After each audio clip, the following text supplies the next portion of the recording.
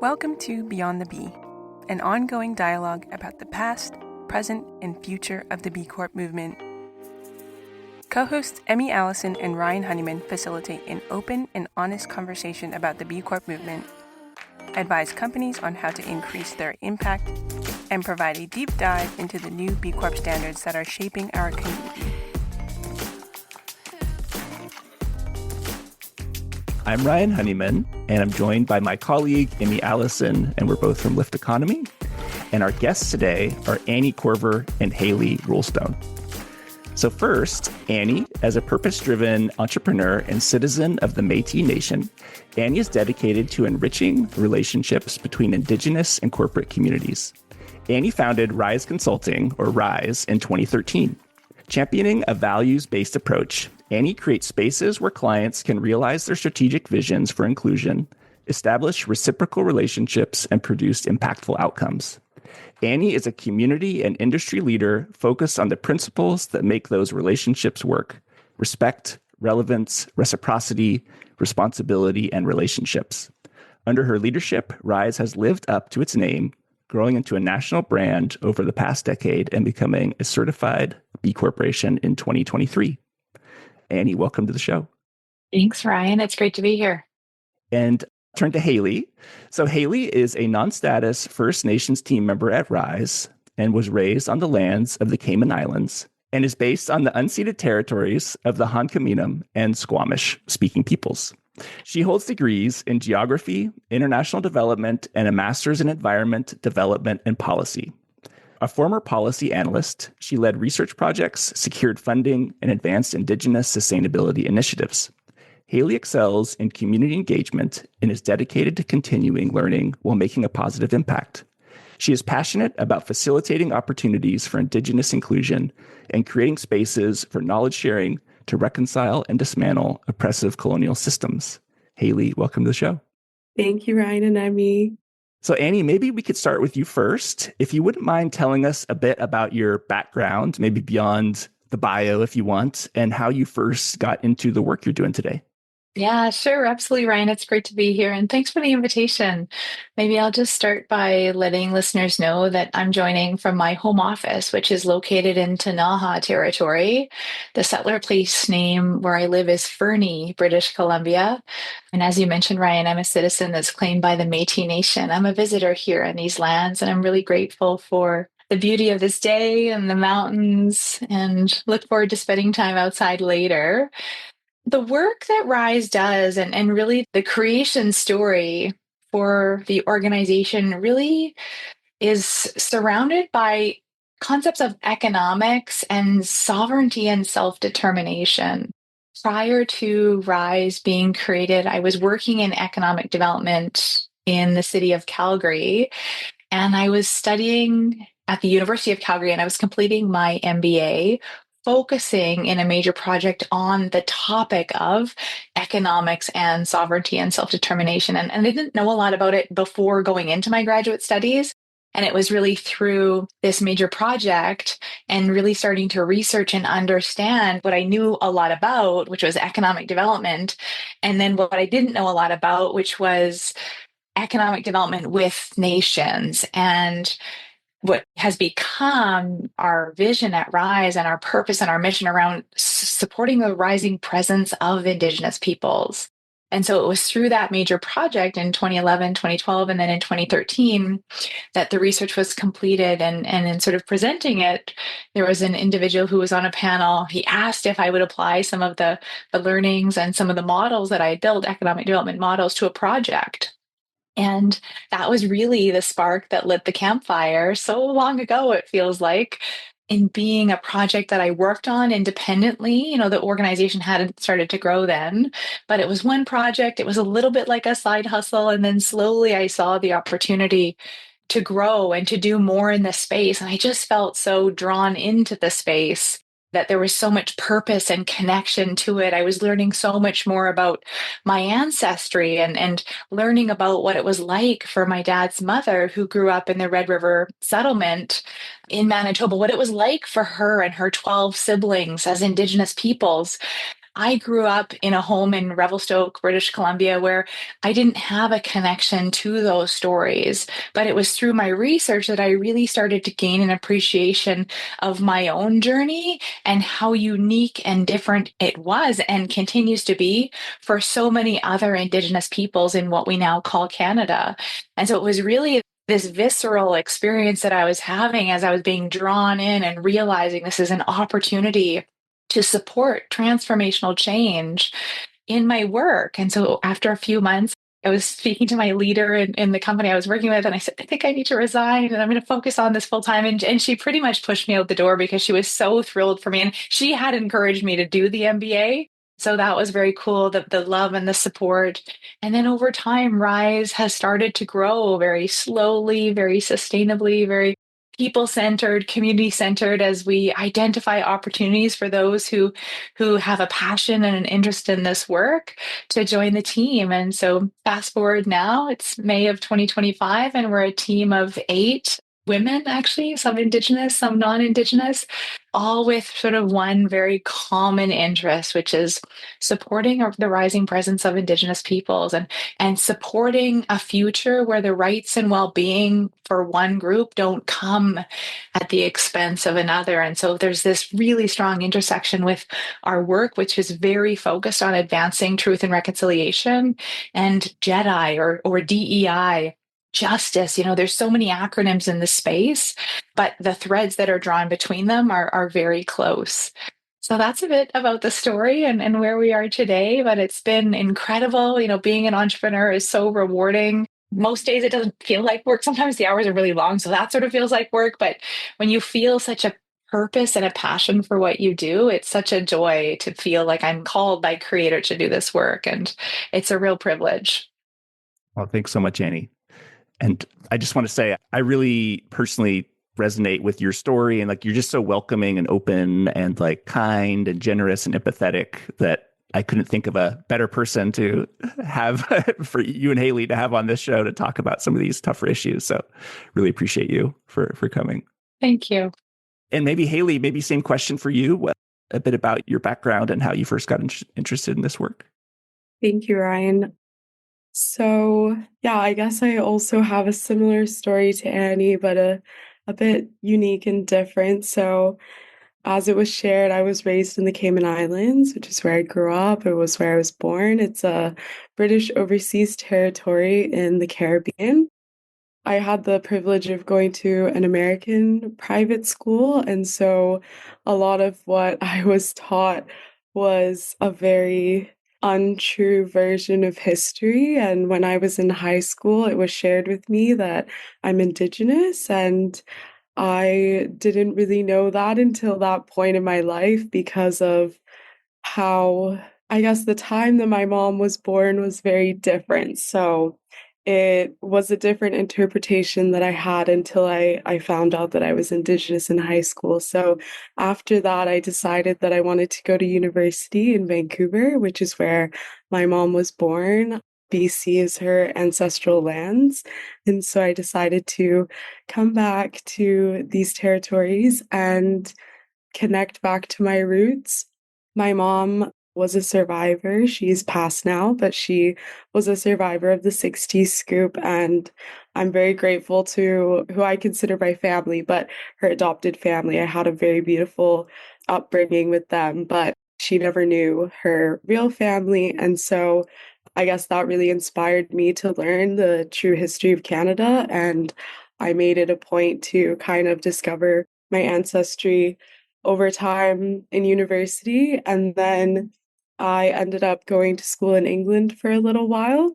So I decided to change degrees. I originally was doing environmental science, and I felt that we have a lot of the knowledge that we need already about climate change. And it was a very difficult degree. It was very emotionally draining. And I decided that my efforts and my gifts as well would be better suited to going into policy work to actually kind of create change for sustainability. And that's why I changed degrees and I went into my master's in environment development and policy. So after I lived in England for a while, I decided that it wasn't the place that I really wanted to start my career. I really wanted to come back and be closer to family because I didn't have any over there. And so I came back to Vancouver at the time and was starting out in consulting for a different Indigenous consulting firm. And then I heard through the grapevine about Rise, and I reached out to Annie, and we had a lot in common in our stories and how we came into this work. And I really appreciated the work that Rise does, and it really aligned with my values. So that's when I came on to the junior consultant in reconciliation and research. Thank you so much, Hayley. Can I ask if you learned to scuba dive in the Cayman Islands? Yes. Okay. I love that Annie grew up in Revelstoke, so she's like skier, and Hayley grew up in the Cayman Islands and like scuba diving. Different That's height, awesome. different Yeah. depth. Yeah. Hayley, do you think you could clarify for listeners what the term 60s scoop means? Yeah, absolutely. So my mom was born in the 70s, but the 60s scoop really happened between the 60s and the 70s. And I encourage others to do their own research, but generally it is the idea that a lot of Indigenous children were put up for adoption without really the consent of their parents or through welfare type governance. So I have never been able to confirm that that was why my mom was put up for adoption, but because she is in of that generation and she was an Indigenous woman, we kind of assumed that that was what happened to her. But I've been unable to really connect with my family this far in my life yet. Thanks for sharing. So I will try to frame this up for listeners just so we ground into what we're talking about today. So this is part of a series exploring the concept of whether the B Corp community is, I guess the sort of buzzword would be wokeness, at least in the US. It's a big term. As many folks know, there's not agreement that the sort of movement has gone too far. And there's a lot of people who still believe that this is super important, of which Emmy and I are part of. But at the same time, we want to actually talk about the issue and get different perspectives rather than just pretending like people in the community who say this is an issue that's sort of, it's gone too far. We don't want to just say folks are wrong. We want to actually listen. And so this is part of a broader conversation around that. And so we wanted to reach out to Annie and Hayley to get their perspective on this topic, both as Indigenous women, but also being based in Canada. So probably a lot different perspectives than on this side of the border. And Emmy, anything else for framing? And then did you want to ask the first question? Yes. And I just wanted to reiterate, we're so grateful to you, Hayley, and to you, Annie, for joining us in this conversation. It's so cool to be able to have different voices as a part of this conversation. And especially, it's really important that we include folks who are on the, what we call Canada side of the proverbial border. And we really appreciate you being here. In some of the conversations that we've had in the community, we have found that some stakeholders feel that B Lab's focus on DEI has become disproportionate, sidelining other critical issues like climate action and stakeholder governance and broader economic reforms. There is concern that the B Corp movement is primarily positioned as the anti-racist movement rather than a business for good movement dedicated to transforming the economy that includes a Jedi lens.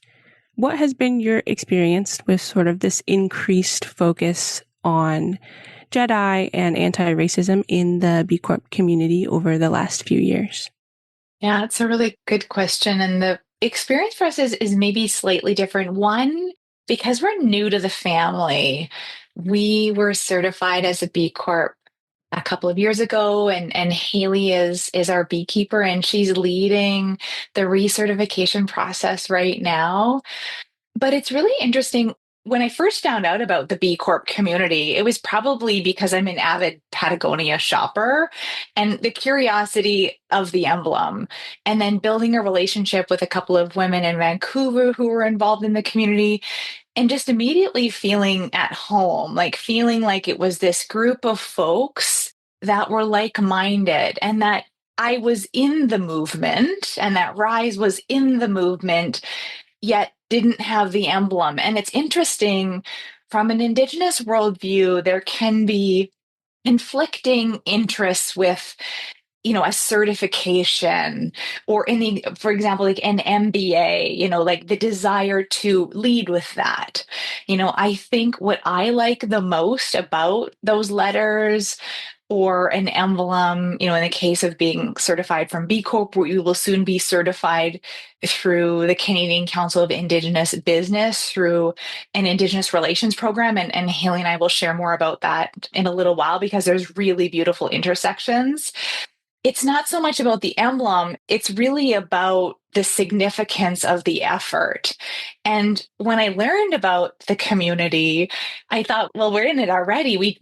Rise is a business for the force for good, is a business that's advancing really good things. So when we decided to participate in the level program, which was an incredible experience for me as I learned and went alongside other women as we moved through the program and received certification, it was actually this validation of what we were already doing. And so for us, looking at the standards and getting the score that we did, I don't even know why Haley, I think it was like 121, and our friends are like, oh, that's great. I'm like, oh, is it good? Like, that's nice.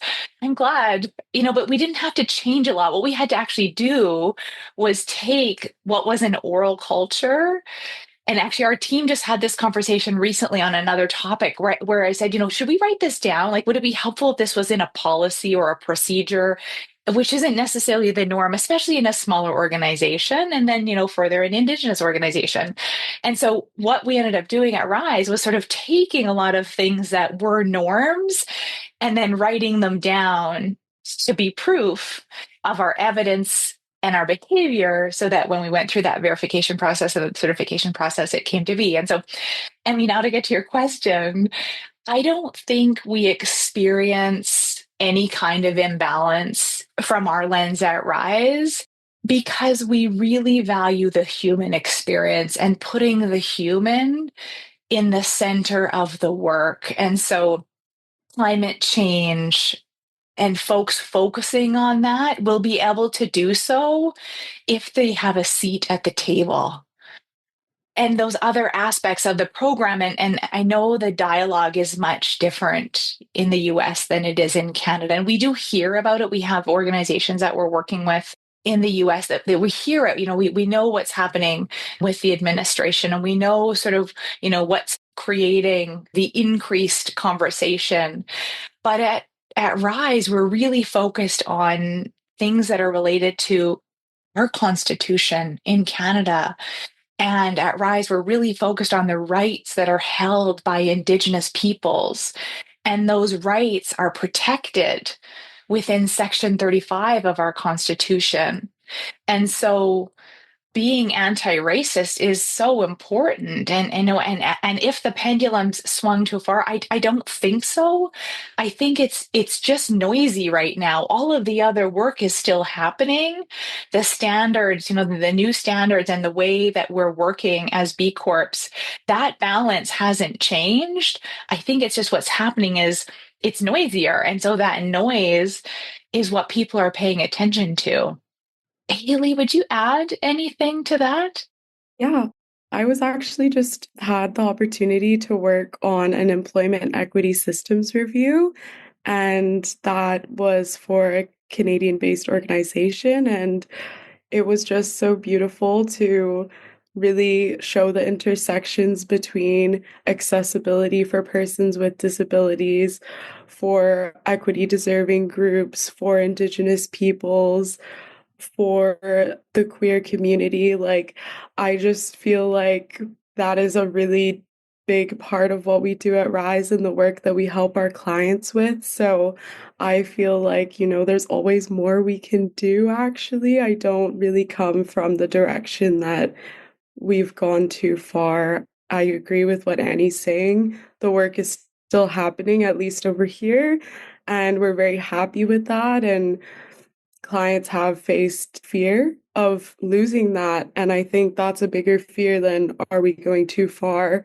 I think more people are worried that the playing field is not going to be leveled anymore under the changes that are happening very close by to our neighbors in the US. I appreciate that. And I appreciate putting humans at the center of the work. It kind of makes me think, oh, we got ourselves into this sort of climate change and like equity mess, and we can get ourselves out of it. Like, we have the tools that we need. It's just a matter of our working together in a way that we can make real progress for everyone. And I think, Annie, you touched on this a little bit, but could you tell us a little bit about how Jedi shows up differently in the Canadian B Corp community versus what you've observed in the US? Yeah, absolutely. So maybe I'll start with, in our language at Rise, and what we would teach our clients is Jedi or DEI or IDI, IDEA. Those acronyms are great, and they're distinctly different than the rights that are held by Indigenous people. So we talk about creating equitable places. We talk about being inclusive. However, we center the reality that as Indigenous peoples and as a country that has adopted UNDRIP, the United Nations Declaration on the Rights of Indigenous Peoples, and if there's show notes, you can drop a link in about UNDRIP. But essentially, we're focused on the livelihood, sovereignty, self-determination for Indigenous peoples. And then further to that, I think that's something that's really interesting is in our Canadian Charter of Rights and Freedoms, our government takes a very different approach. There's similarities to the US, but a different approach to Indigenous peoples and language and rights. And so we sort of start there and we center that and we sort of look at what is that distinct difference? Although inclusion and equity and fairness, I actually had just learned something recently around, gosh, what was it? I just took a note. It was equity and fairness principles was shared by someone I just met. And this notion of what that could mean. And when we think about the dollars and cents as sort of what was shared in this teachable moment, that to me is the same, Emmy, when I think about creating equity or creating safe spaces or being inclusive. But in Canada, the big difference is Indigenous peoples are rights holders. And now with UNDRIP and with the UNDRIP Act being implemented, there's a requirement for free, prior, and informed consent. And FPIC brings the seat to the table in a very different and powerful way. And maybe just to build on and sort of the first conversation is this noisy conversation that's happening. And really sort of the context of the first question, Emmy, is folks don't know about this. They don't know where we're at with UNDRIP. They're not familiar with Section 35 of the Constitution. They're not familiar with the 94 calls to action that were created by the National Center for Truth and Reconciliation and the final report. And it's the 10-year anniversary. And I don't think that's wrong.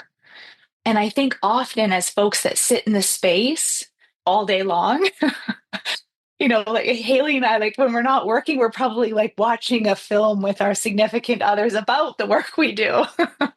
And so we have to remember that we're still in a place of holding grace for those where this message is new. And so for someone who's saying, oh, I didn't know that Indigenous peoples in Canada held rights, or I didn't know that residential schools were a real thing and that were enforced under the Indian Act, a legal instrument in Canada.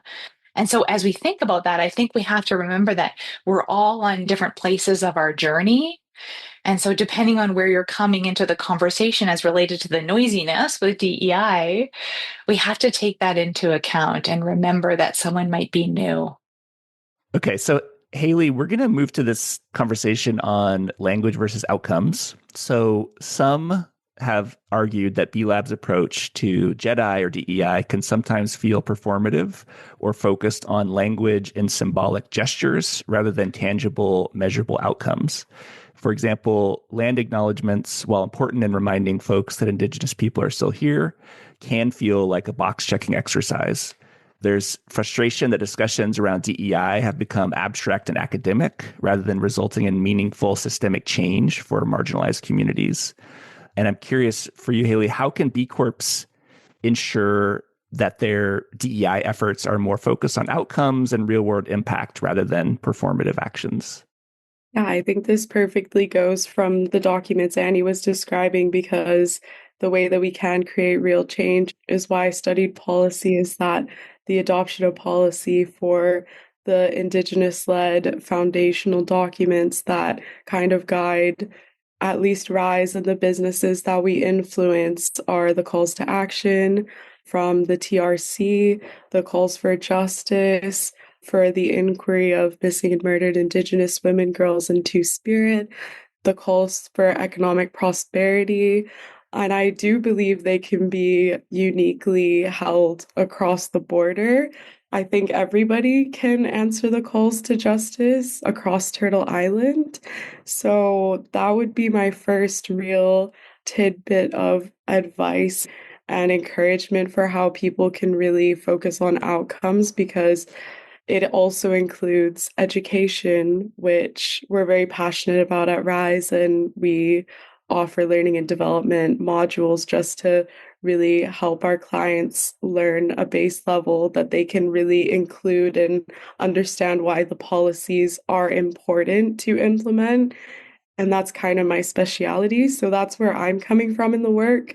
I think there's always work to be done to include Indigenous peoples in not only the broader so-called Canadian economy, but the international economy as well. Coming from an international background, it's really important for me to see growth across not just Turtle Island, but across continents for Indigenous peoples. Thanks, Hayley. And Annie, I noticed that you had done a land acknowledgement, to start this. And I know at the B Corp retreat in Vancouver, and I think in Philly, there are land acknowledgements, which is, again, like from where B Lab was. It's really awesome that that's here. And some people are like, do we really need to do so how do these actions, which seem performative, like we're acknowledging the land, but then we're not doing anything after that. And we're not helping Indigenous people. We're just acknowledging the land and then sort of checking the box versus like action. So how are you reconciling that? This is such a good question, and it relates to my story in the community in getting to know what is impact, Ryan? Like, what is that? And then probably 4 years ago, taking my first impact reporting course and thinking, I don't agree with what they're reporting on because I don't see a connection in the story. And as Indigenous peoples, we story everything, maybe too much. Hayley and I are always talking about word count. And I have this friend, Andy Fife, and you guys probably know him, and he shared this really impactful saying with me a couple of years ago around, do you want to understand your impact, Annie? Speak to those you desire to impact. And so this concept of the impact comes to the very colonial model that we learn in academia, which is called theory of change. And so the OOI model outputs outcomes and impact at Rise, thanks to Indigenous scholars who have been guiding us, is referred to as theory of love. And so as we think about our impact, we're thinking about creating love and creating nurturing conversations with those that we're guiding. So Hayley just mentioned if we're sharing truth with an organization, maybe a corporate entity, we're doing so in a way that it's going to help them understand the change in their behavior. So the impact in the impact report isn't Hayley shared 12 knowledge sessions. It's Hayley created a connection with humans. Hayley had conversations with humans that then resulted in a sharing circle where they understood the intersection between the knowledge that they'd gathered and the change in their behavior. And so this land acknowledgement thing, it's beautiful because when done with accountability, when done with authenticity, the connection is self. I'm responsible for caring for the trail that's outside my house here in Tanaha territory and for ensuring that I keep the waterways clear that are also in my neighborhood. And so I could talk about that, or I could talk about my connection to land or place as I share the acknowledgement. At Rise, we talk about our values a lot, and we teach about the intersection between values and action or behavior. And so we have this thing, it's called be versus do. And this painting, and viewers can't see it, we can maybe put an image of it sort of in the show notes. It's our values. And so what we talk about at Rise, we have a value of knowledge, the knowledge tree, or the value of trust, which is illustrated through the symbol of the turtle and the parent and the baby turtle. We hold this value. And so Hayley and I would say, how do you see that value showing up in our work? Or we might celebrate it with each other. I saw this value in action. We have a value of courage, which is the eagles. They fly high and they teach us to be courageous and really see the greater opportunity. And so last week we had a courageous conversation on our team, and I can actually call that out and say to folks, that was really courageous. I see our value in action. And so when I think about language and reporting and outcomes, it's really focusing on that impact and what do you want that impact to be? And there's so many ways to do that through metrics. When I think about specifically with us, and I'd like to share a little bit about the pair program that I referred to earlier, but those metrics, those hard metrics related to people, you might be looking for, the metric of how many Indigenous team members do you have? And is that good? Reflective of the work you're doing, reflective to the number of folks that are Indigenous who are interested in doing this work. Often at Rise, not too often, but sometimes folks will think it's their responsibility to let me know that they don't think it's appropriate that non-Indigenous peoples work at Rise. And I am completely opposed to that concept. And I get emotional about it because as treaty people, we are called to walk beside each other. And it's only through the elevation of the gifts of our colleagues like Patty and Naomi and Naja, who walk in different ways and share their knowledge, that we're able to move forward and show our clients this is how it ought to be. But those metrics, when we think about DE&I or truth and reconciliation, we're looking for indicators such as metrics with Indigenous peoples. Are their voices heard? What's the turnover? Is there evidence of conversation? Asking that qualitative question. What's the experience you're having? That's a metric. It's a qualitative metric, a little bit different than a quantitative metric with sort of numbers or years or data, but it's equally as important. And so this pair program, the Canadian Council for Indigenous Business, and I happen to sit on the board, so I'm a little bit biased, but we've just gone through this certification program with the CCIB, and it's called the Partnership Accreditation in Indigenous Relations Program. And it's a set of criteria, and it's a 4-year process. You go through the first 3 phases, and that's 44 criteria. And then you go through another set, and it's 59 criteria. But they're all things similar to the standards with B Corp. They're all things that the program is asking you to do.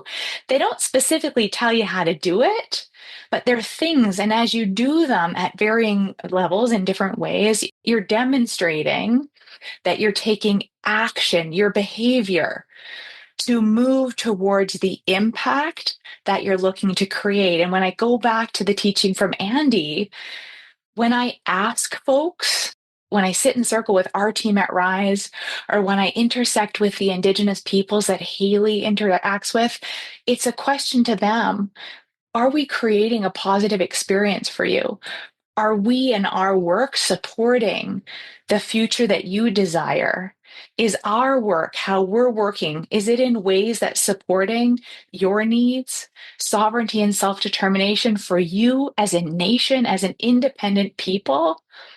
And so it's through that conversation that we get the validation that we are creating a positive impact, that measurement and that language, or we're not, right, Hayley, where it's like we like have a little teaching, a little nudge. Actually, maybe you could make a slight adjustment. And that's really cool. And we welcome that. But we've got the end in mind, a future where the rights and well-being of one don't come at the expense of another. Beautiful. What really is coming through with this for me is just how relational it is, as opposed to just sort of like acts that are sort of siloed a little bit. Like you're sort of calling about like relation, like this land, I'm like relational with this trail. And then like I'm relational with these folks. It's not just, I'll give you an example that stands out to me. And so as a white guy trying to do the right thing, for a while, I had on my bottom of my email, it was like, I live on unceded land of Coast Miwok folks. And my brother-in-law, who's very liberal, was like, I saw that on your email. And like, what does that mean to you? Or like, what are you trying to do with that? And I was like, well, it's trying to remind us that Indigenous folks are still here and it's still important. And he's like, okay, but like, are you doing anything with them? And I was just like, damn, I sort of just have it on my email because it felt like this is what I need to do in order to be like a progressive white person. But it was disconnected from that relational component that you're talking about. So sorry to go on that dovetail, but that's one thing that was coming up for me. That's exactly right, Ryan. That's exactly right. I think it's so interesting too, because there's like these terms like, oh, is this being performative? And like, what does that actually mean? Like for me, a land acknowledgement is actually quite personal. Like I do want to share whenever possible, but my interaction with the lands that I live on and that I explore, like I have they're often silent interactions and acknowledgements and like conversations with the land. And I often think about the peoples that came before us, even in my daily neighborhood walks. And I think about what this land looked like before colonialism had shaped it and settlers shaped it differently. Like for me, it's something I practice quite frequently, but I don't necessarily always share that with others.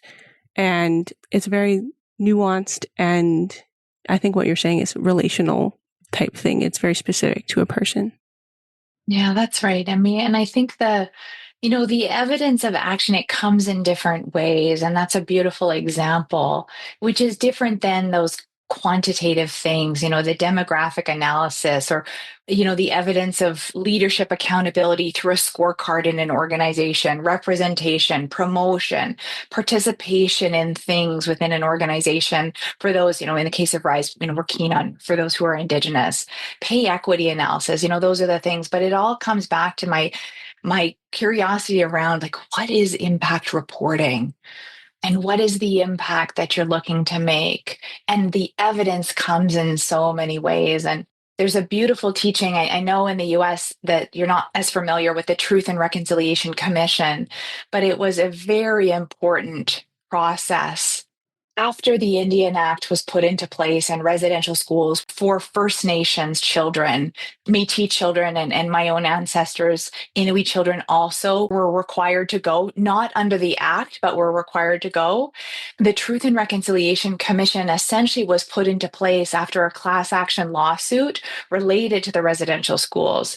And it was a listening exercise where with coast to coast to coast, there was stories shared about the atrocities that went on in the schools. And so when the final report was published 10 years ago and the 94 calls to action, on the front page of the report, it says reconciliation as relationship, not is, as. And that small change is so powerful when we think about this work and the stories, Ryan and Emmy, that you've just shared around your own lived experience and how you relate to the work. Hayley, anything to add?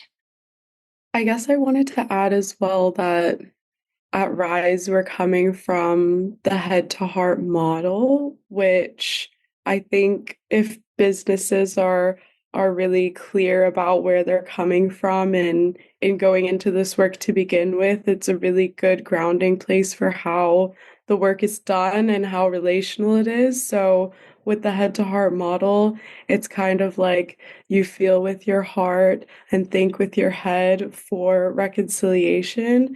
So that can mean the emotional side, but also the economic prosperity side. So it's one thing to be inclusive in policy, as I shared before, or in relationships, as Annie shared, but there's so many other layers of reconciliation, which is relevant to the B Corp community, because if we are going from business for good to redefining success in business or transforming the economy, that includes uplifting the Indigenous economy and participating in it and uplifting Indigenous businesses. So, I mean, we're so grateful to be here for that reason, but I just wanted to highlight that is also another action to just really recognize and participate with Indigenous businesses.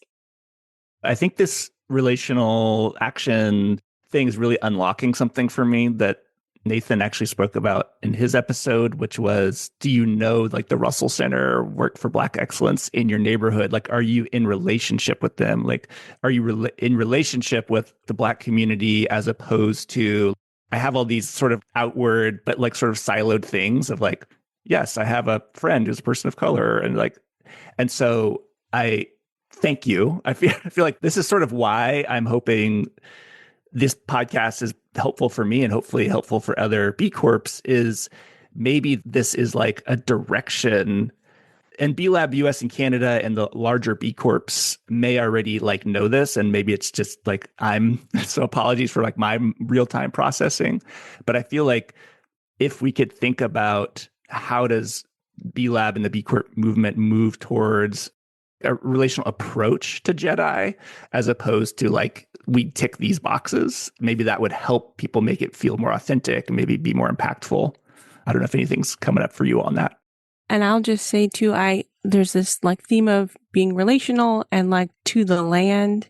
And we're encouraging folks to like really plug into their communities and like where they live and where they work and figure out how can you support your local economy. This is something that we talk about at Lift Economy all the time. Our localized economies are the strongest economies. And I think First Nations peoples and Indigenous economies are very much a part of our local economies. If we don't know how, then we can figure out how. But yeah, I really appreciate, like, we're just sort of like tying all of these threads together in a really beautiful way. Absolutely. I love that. And I love your comment about the land, Emmy, because it's so important. And back to this concept of, is it too much on Jedi and not enough on climate? Well, they work together.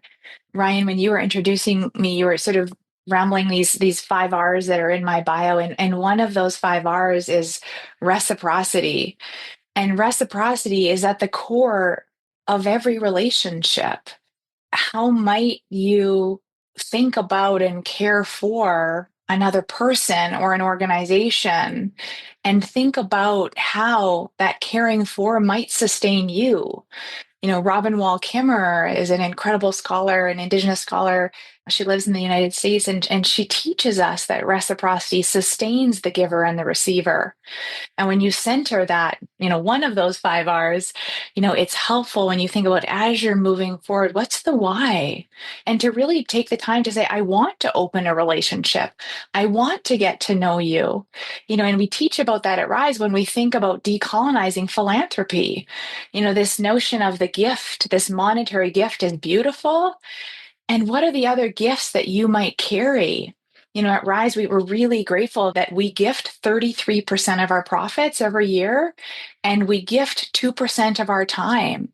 So I get to hold Hayley accountable, responsible, and say, tell me how you've shared your gifts with the Indigenous peoples and communities that are around you where you live.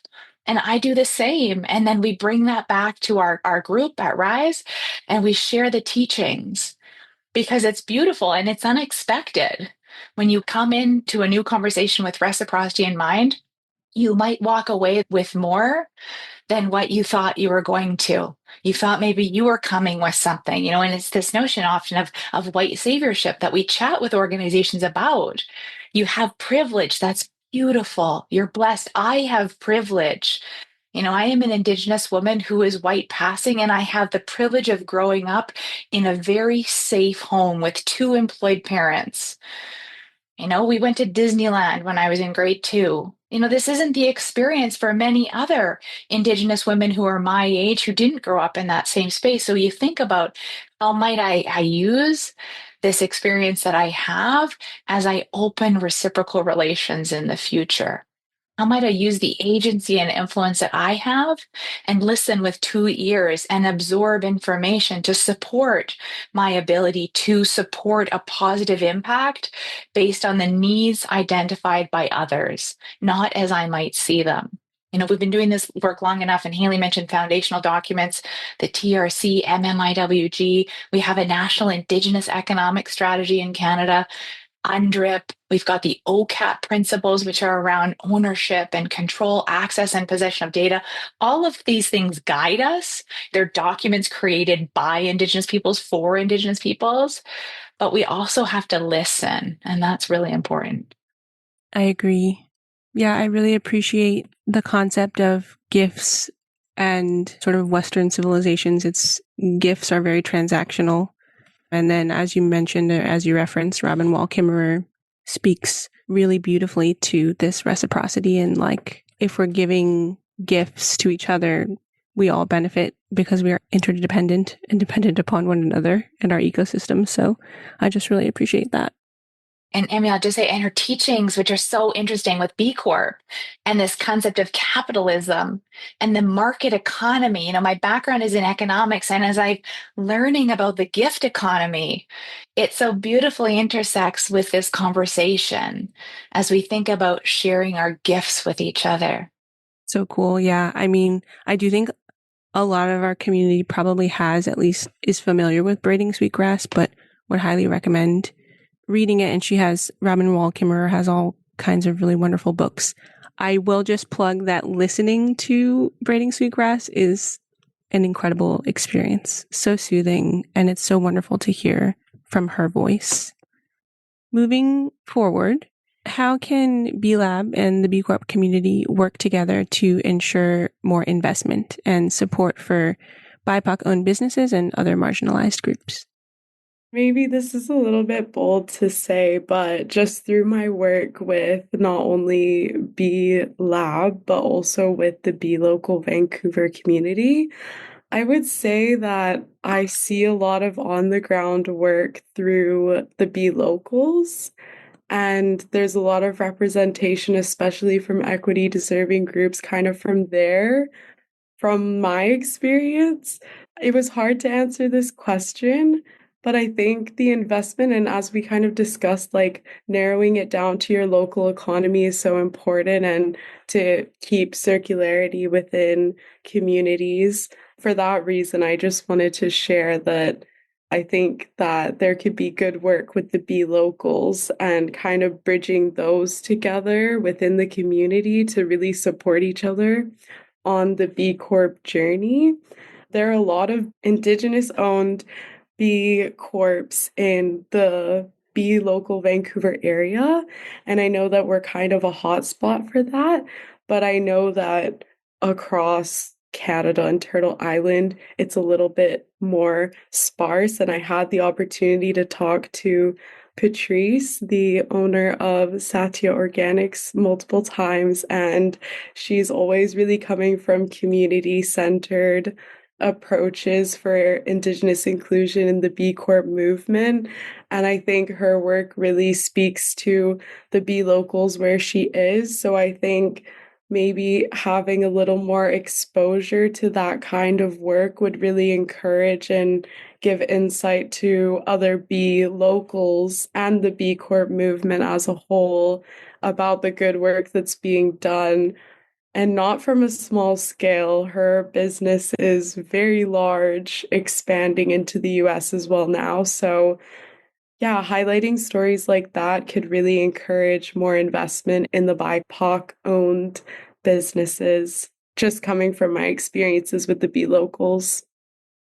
As we work with larger organizations, changing behavior is something that we spend a lot of time on, change management, communication. From a spend perspective, it's sort of easy to say, oh, let's change our target. It's not that easy. It's really around going back to the systemic problem of the habit that the buyers in those really large organizations have. That it's really easy just to keep buying. And maybe if we talk about Patrice's company and Satya, those products that she makes, that those would be fantastic gifts, whether it's for your team or for others, like if you have client gifts that you're buying, instead of the typical mug with your logo that came from somewhere offshore. But that changing behavior, that's the tricky part. And so you have to look at the entire system as you're beginning with the end in mind and thinking, how do I support more BIPOC communities? Okay, well, or sorry, corporations or organizations, sorry. Well, who am I supporting now? What is my spend analysis? And who do I know that's around me? And what are those maybe databases? Or is there a Chamber of Commerce? In Winnipeg, there's an Indigenous Chamber of Commerce here in Canada. The CCIB, the Canadian Council for Indigenous Business, has an Indigenous marketplace. And am I actually changing my behavior to look in them to actually make those decisions to change that spend? And then do we have policy around this? Do we have policy and targets that actually are helping us along this continuum of going from maybe what is none to some?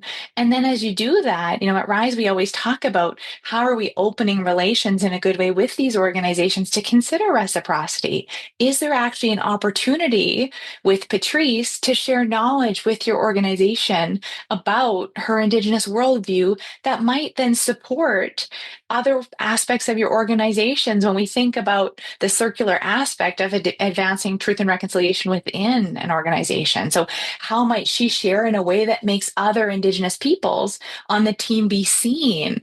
And so again, it's not this sort of, I'm going to go through this door and spend something. It's sort of thinking around all aspects of truth and reconciliation. And that's another great thing about the CCIB PAIR program, this certification program, because it interconnects what is 4 pillars of the program. One is leadership, one is people, one is spend, and one is community. And really, community weaves through all aspects of it as they ask questions in the criteria, such as, tell me what your leadership team is doing to demonstrate accountability and behavior that's advancing truth and reconciliation. So, i.e., tell me if your leaders have been on the res. Tell me if your leaders have participated in ceremony. Have they left that safe space of their organizational office and walked the land with the elders and the community beside them? And so those are the things, the impactful moments that lead to the change in the measurement. I also wanted to jump in and really amplify and maybe pass it to Annie to talk more about it. But I do want to amplify the good work that the Level program has done to include BIPOC-owned businesses in the B Corp movement. And I think I wasn't around at the time that Rise went through that. So maybe I'll pass it to Annie to share, I guess, our experience with that. But having that opportunity to come into the community with guidance and support when there was maybe, I think, 3 employees at Rise, I think that's another area that could be expanded upon and really include more and more BIPOC-owned businesses. I just want to say that that is a great thing that's happening. And I know that it's, limited spaces. So maybe expanding that to include more would be so beneficial. For sure, Hayley, we wouldn't be a certified B Corp if I hadn't gone through the Level program. And it's just like this norm, right? Like we're a small shop. The hours are often long for me in my role as an entrepreneur. And it's like I don't hold judgment of like the large organizations where you meet somebody like, oh, my whole full-time role is being the beekeeper. I'm like, oh, that sounds nice. For me, I'm like, it's 11 p.m. at night and I'm trying to get the data over to Decade to sort of go through the next gate of being in the program. Something has to give. And so I was so grateful. And I think in going through the experience, it was so meaningful because it can be so lonely. And when you're surrounded by others in your community, you feel seen. You feel momentum of the movement, or I certainly do. When I was at the conference in Philly, I had never experienced an experience like that. It wasn't a conference. It's not a conference. And the retreat in Vancouver last year, again, not a conference.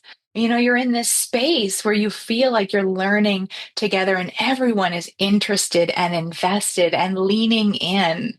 Yeah, I just wanted to sort of reiterate something you said at the top of the episode, Annie. You said that because of the values that you already had at Rise Consulting, you felt like you were in the movement, but just without the emblem or the certification. And I really think that level is such a wonderful opportunity because it does pave the pathway for those folks who are already doing the work, walking the walk, and need a little extra boost to be able to complete it's a very formal process, the B Corp certification process.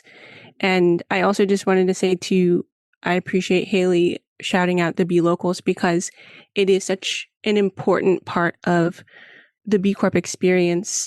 There's so few times we get to gather as a community, like on a Turtle Island level, like nationally, everyone together. And there's all these wonderful opportunities to gather with your B locals so much more frequently. And then it does sort of lend itself to that bioregional, like being plugged into your communities and better understanding the needs of the people who live on that land. The folks who live in the southeastern United States have very different needs than the folks who live in the western part of Canada. And so I just really appreciate y'all shouting those things out. We're going to wrap up this episode, but what is something that you all need right now? How can listeners support your work? Oh, golly. I guess my ask is this work only happens when you have it intersection with the work. And so it's really for folks in regard to advancing truth and reconciliation is do one thing, do anything as you think about what's your intersection in your own life with advancing truth and reconciliation. And maybe it's listening to a different podcast by an Indigenous person. Maybe it's watching a documentary that helps you better understand, the reality of the colonial past and the colonial present that we're living in. Maybe it's having a conversation, at your dinner table tonight. We can put some links in the show notes with a few other ideas, but truth and reconciliation and advancing truth and reconciliation as we, use our business as a force for good is really a team sport. It's not something any one of us can do alone. And so my call to the listeners is really, please do one thing and be proud of that one thing and let that one thing be momentum for whatever that next thing is. I love that. Hayley? We didn't prepare for this question, but I guess I'll take the more businessy route. You can find the Rise website at rise.ca, and we're also on LinkedIn. We share blogs monthly on our sharing stories on our website, and we share pretty much monthly, if not weekly, about different reconciliation moments and things that people can join in the community, because as I guess the theme of this conversation has been is reciprocity and that reconciliation as relationship. So that's really what we encourage. And just to clarify, the website is riseconsulting.ca. There's an LTD in there, Ryan. We'll put it in the notes. Got it. Well, thank you both so much. This has been incredible. I've learned a lot. I feel more clear on, relational is the word of the day. And so, I just want to appreciate you both. Yes, thank you both so much for joining us. This has been such a lovely conversation. I really appreciate you both coming on. Thanks for having us. Thank you for having us. Hey, Beyond the Bee listeners. If you're looking for even more inspiring conversations with leaders on the front lines of our movement towards just futures, be sure to subscribe to Next Economy Now, produced by the team at Lift Economy. Next Economy Now broadens the focus beyond the B Corp movement to highlight the leaders who are taking a regenerative, bioregional, democratic, equitable, racially just, and whole systems approach to creating the new economy. Check out our latest episodes at lifteconomy.com/podcast. You can subscribe to Next Economy Now on Apple Podcasts, Spotify, YouTube, or wherever you get your podcasts.